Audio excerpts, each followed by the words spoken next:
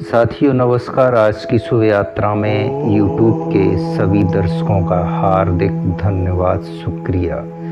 पतंजलि योग सूत्र योग दर्शन सूत्र 25 में कहते हैं, उस ईश्वर में सर्वज्ञता का बीज ज्ञान निरतिशय है। साथियों, इस सूत्र में ईश्वर के अनेकों गुणों में सर्वज्ञता के गुण को बताया गया है। ईश्वर की सर्वज्ञ है, सृष्टि के समस्त ज्ञान का बीज उसमें विद्वान है तथा वह निरतिशय है। उस ज्ञान से बढ़कर कोई ज्ञान नहीं। सृष्टि का संपूर्ण ज्ञान उसी के ज्ञान की थोड़ी सी अभिव्यक्ति है। उच्च कोटि का ज्ञान उसी से आता है। साथियों, इसी कारण से वेद, उपनिषद, पुराण, योग आदि के ज्ञान को ईश्वरी माना जाता है।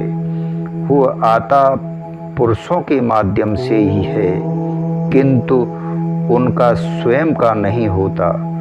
समाधि की स्थिति में ईश्वर से संपर्क होने पर यह ज्ञान प्रकट होता है, इसलिए ईश्वरी ही कहा जाता है, क्योंकि उस समय मनुष्य की बुद्धि, इंद्रियों आदि शांत हो जाती हैं। मनुष्य में जो थोड़ी बहुत ज्ञान शक्ति है वह ईश्वर से, उसी ईश्वर से है।